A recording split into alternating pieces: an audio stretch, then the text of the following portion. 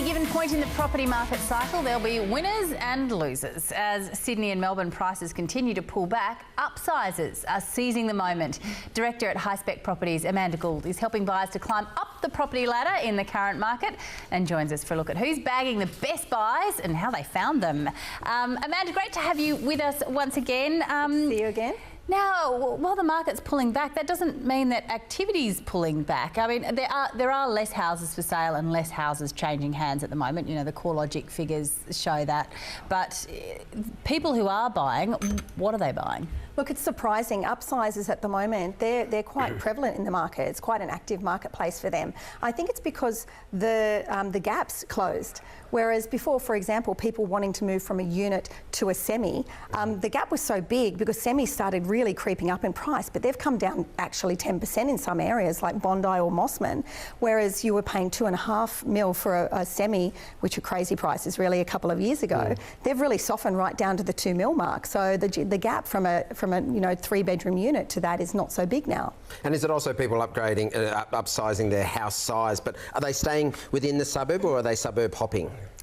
It's interesting. We've got some areas, so I actually did a bit of research. Of course, I know my clients and what they're looking for, but with some of the top agents in the areas. And we looked at eastern suburbs, North Shore and inner west. We're seeing a lot of people jumping from the eastern suburbs to the inner west. That's been a migration for a while, actually, because of the value for money. So what their unit is worth, they can get a little semi, a little 2-bedroom cottage, which is great. And then we're seeing people jumping from the inner west over to the northern beaches, again for a bigger block. Yes. It's almost like a merry-go-round there, isn't it? It really is, that triangle across the graphic at the moment. You're saying people are finding freestanding houses on the northern beaches for under 1.2, which wasn't happening about a year ago, was it? It's really surprising. So I know we've got an example coming up, but we had a couple move from Vaucluse from a 2-bedroom apartment over to French's Forest, and it was 1165. Wow. So just under 1.2. And that you wouldn't have seen that back in the day. It would have been a really knockdown rebuild for that sort of price. So you're really getting value for money and quite decent sized blocks, 400 plus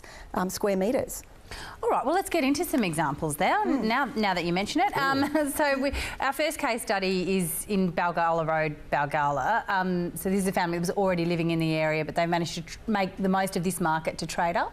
Yeah, so this is what you were talking about, James, is staying in the area. They really love the area. Their kids are going to start school in the area. So they were in a 3-bedroom apartment, quite a nice apartment, but they were feeling quite cramped with 2 little girls and relatives coming to stay from overseas. And we found them a house. So they went from a 3-bedroom unit to a house in the same area. Beautiful house, as you can see from the pictures. Crisp. 4 to 5 bedroom, depending on what you use that 5th bedroom for.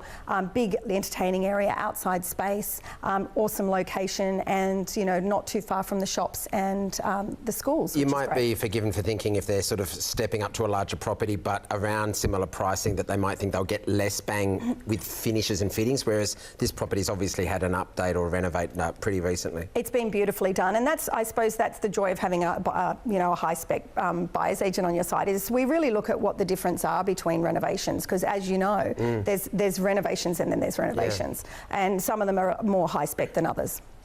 I guess the obvious question, though, is if they're selling in a soft market, surely they're getting less for the unit that they're selling when they're trading up. How's that gap managed? Look, it is more challenging. If you're buying and selling in the same market, it's not as bad. But if you bought 2 years ago, for example, in 2017 or 16, when you bought in the peak, you're actually sometimes at a loss now selling. So that is harder to manage. But we just look at what we can afford for the price. And for example, a lot of eastern suburbs people that don't want to move from the east might go to the southeast, might look at East Lakes or Mascot or Pagewood or more affordable suburbs, but it's still sort of within the zone. Yeah, it was an interesting point that you just made, because of course, a young, cool, hip couple can move around more liquidly, if you like, whereas you've got kids in school, you need to be in the area that they're still close to the music class and the sporting field and the schooling. You've got another one in Mascot, Maloney, is it? Maloney Street, Maloney 127. Street. So now this is an interesting one. So this family were also living in a 3-bedroom apartment, but in Rosebery. They sold last year before the turn of the market, so they actually did quite well considering what the property would be worth got the crystal ball. So yeah, they had I don't know if it was a strategy, but they did very well. So they just sat on their money and waited until they found the right thing, and they came on board with us. I think it was just under 4 months or so, the market in that area has pulled back 5 or 6%. It's pulled back. So this was an off-market purchase, and they were offered $2 million and 25 last year. They turned it down because the people weren't ready to move, and then we bought that for 1.9. So that shows sorry, how much. What was it? 2 million. 2 million and 25 they were offered last year, and we bought it for 1.9. Wow. So it just goes to show some areas, you know. And look, they've taken a loss, but if they're moving on to another property themselves, they're buying another property that's reduced at the moment too. So if you're buying and selling in the same market, yeah. it's not as bad. But if you, and they'd had that property for 40 years, so an extra 50, 60, 70 doesn't really matter in the scheme of things. But it's when you've bought in 16, 17. I'm wondering, but it means a lot to the person who's buying that property. It means a lot for them to say there's 125,000 less. That's our job. Yeah, exactly. Yeah. I'm wondering, you know, you're really at the front of this. You are buying on behalf of many people, and we have you on the show a lot, and we thank you for sharing your knowledge on it. But I'm wondering how you're finding affordability or availability rather to finance at the moment. Are they saying that it's still hard? It's really hard, and a lot of banks now won't let us exchange with a cooling off without a cooling off like the 66W, which we've done in the past, without having a bank val. So we were actually, one of my team was negotiating on a property on the Northern Beaches this week, and we had to have the bank val done within 48 hours. The banks couldn't do it, so we missed out on the property. So it's about the bank. Their banks are putting up the roadblocks, and they're the ones that are actually holding up. So it's not just the softening and less stock. It's actually the banks and their processes and procedures have tightened up so much that it's actually added another layer to the property purchasing cycle. It must be very hard for banks to put a valuation on things at the moment. I mean, when we're previewing our auctions, we get a CoreLogic estimate of what the property is worth, and sometimes it is way out, and it's sometimes half of what the property is worth. It's sometimes double what the property is worth. And it sometimes has a range of like $400,000 between the lower and upper. And if the bank is looking at that and trying to work out what the property's worth, without being an agent on the ground, like, it must be very difficult for them to actually put a price on property when it's fluctuating so wildly as it is at the moment. Absolutely, it's super hard. And the thing is that they've got it on a rotation, I believe, with the valuers, so that you don't even get the same valuers like you did in the old days from the same banks. It's all on a rotation, so there's no preferential treatment, if you like.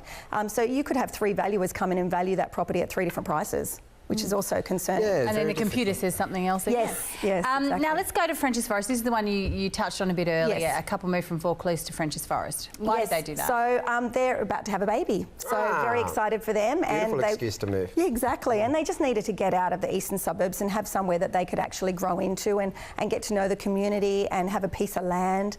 And it's also something they can do up. So this is an unrenovated, awesome block, flat block, very easy to renovate. Wide frontage. Yeah, wide Fantastic. frontage. I can't remember it might have been 467 square metres. I don't know if I wrote that down. 697. 697. You got the 97? Yeah, 97. 697. So really big block. They could extend out. They could really make this into a magnificent family home that they can grow into, maybe a couple more children down the track. And what do you think this property would have set them back, 18 months ago? Or? At least 100 grand more. Right. Yeah, it would have been in the 125s, sort of. We bought that for 1165. So there was somebody else interested at 1.2 who'd made an offer of 1.2, but the bank was just dragging their heels and they didn't come in time and they needed a quick sale. So we came in and said, this is all we have. And that's all actually we had. We didn't have a penny more and said, take it or leave it, but we can exchange tomorrow. And has the unit price in Vaucluse pulled back significantly in the same? So they have sold at a lower level than they would have as well. Yeah, so definitely most places have pulled back. There's some areas that are performing well, like there's parts of Mossman and certain houses in Mossman. Crow's Nest because of the new light rail. There's certain areas and less new stock in apartments. It's not like these massive new complexes have made their way through that part, have they? Yeah. So we're always looking at that when we're looking at a strategy, and if we can get them a piece of land, like a lot of people are upsizing from units to semis, even in the same area, because that gap, like I mentioned before, has shortened so much.